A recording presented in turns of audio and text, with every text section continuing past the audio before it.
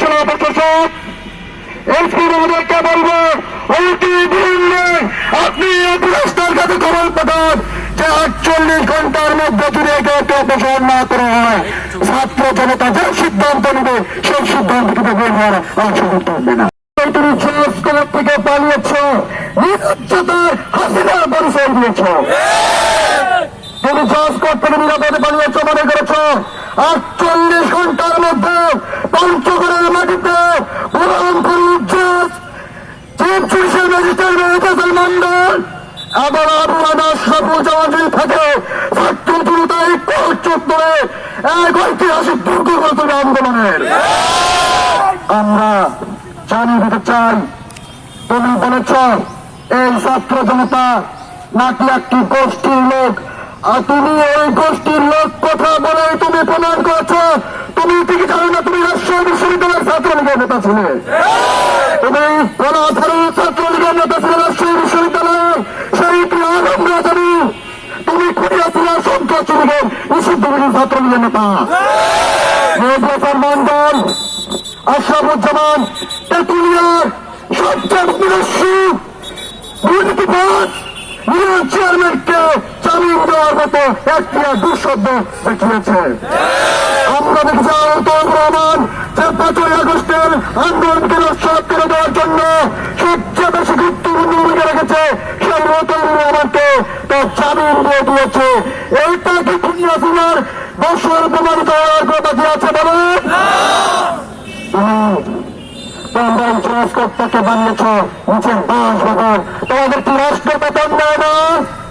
রাষ্ট্রের বেতনের টাকা জমিয়ে সংস্কারকে তোমাদের বাড়ি বানিয়েছ, এটা কি তোমার বাবার প্রত্যেক সম্পত্তি নাকি? নিয়ম পরে থাকবে, সরকারি স্থাপনা পরে থাকবে, সেখানে তোমরা ঘর বানিয়েছ, তোমার সন্তানদেরকে নিয়ে থাকছো, সেই সন্তান সচ্ছন্দ হতে পারে না। তোমরা তদন্ত নামছে, তদন্ত রিপোর্ট যে সলেখা খেয়েছ তা সে সম্পূর্ণ তোমাদের তাল বাহানা। কারণ যে ডিসেম্বরে পরীক্ষা হয়েছে সেই পরীক্ষা সবাই দেখেছে, সেটা নাকি সমন্বয়কদের কারণে হয়েছে। এই বলুন সমন্বয়করা কখনো বিশৃঙ্খলা করেছিল পরীক্ষায়? আমরা গিয়েছিলাম সীমাবদ্ধতা করতে, ডিসির সাথে কথা বলেছি, এসপির সাথে কথা বলে আমরা সমন্বয়করা গিয়েছিলাম একটি ভূতাপরিবেশ নিয়ন্ত্রণের জন্য। তোমরা সেই দোষ আমাদের করে দিয়েছ। তুমি বলেছ 10 বছর হোক 5 বছর হোক ফজলের বিষয় তার সমন্বয়কদেরকে আমি দেখে নেব। তুমি কি করবা? আমরা তো জেলের ভয় করি না। তোমার এই কোর্টের ম্যাজিস্ট্রেট আমাকে তো আমাদেরকে জেলে পাঠিয়েছিল। আমরা তো গুলির সামনে বুক পেতে দিয়ে দাঁড়িয়েছিলাম আওয়ামী লীগের আমলে।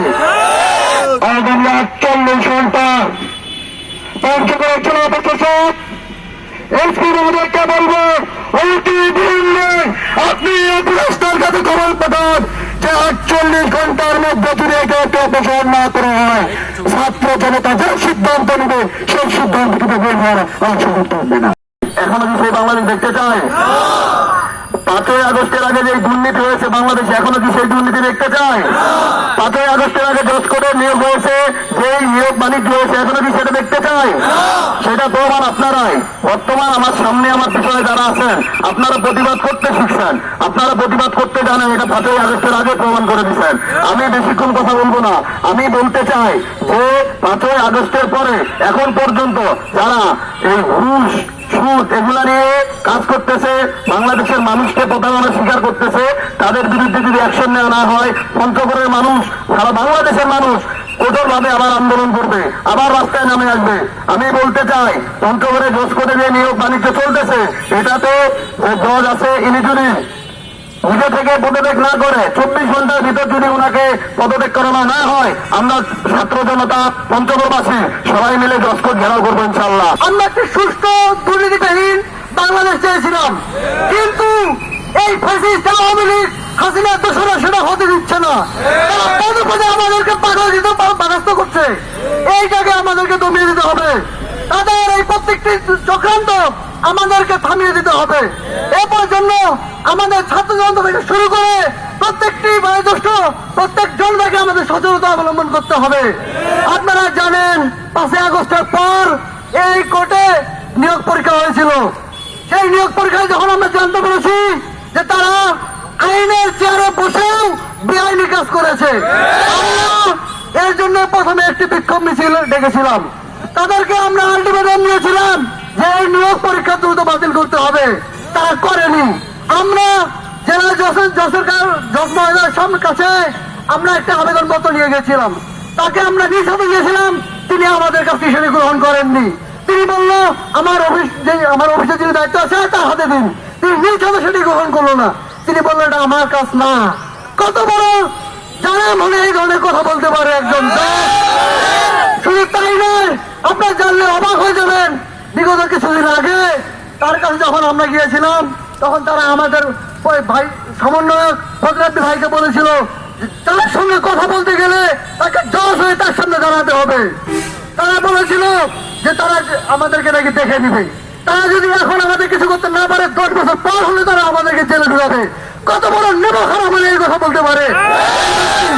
আরে আমরা তো বলতে চাই, আরে আপনি কি লেখাপড়া করেছেন এই জন্য? মানুষকে আপনারা এই হেনস্থা করার জন্য লেখাপড়া করেছেন? এই শিক্ষা নিয়ে আপনি আজকে এই পর্যায়ে এসেছেন, আপনি কিসের বিচারক হয়েছেন? যোগ্যতা রাখেন না, বিরুদ্ধে বলবেন যোগ্যতা নেই, বিচারকের চেয়ারে বসেন। আমরা বলতে চাই, সুতরাং আপনার ভাষায় বলতে চাই, আপনাদেরকে অনতি বিলম্বে এই পদ ছেড়ে দিয়ে যারা মেধাবী, যারা সুষ্ঠু বিচারের যোগ্যতা থাকে তাদেরকে এই পদ ছেড়ে দিতে হবে। 5 আগস্টের আগে এই বাংলা কি ঘটেছিল?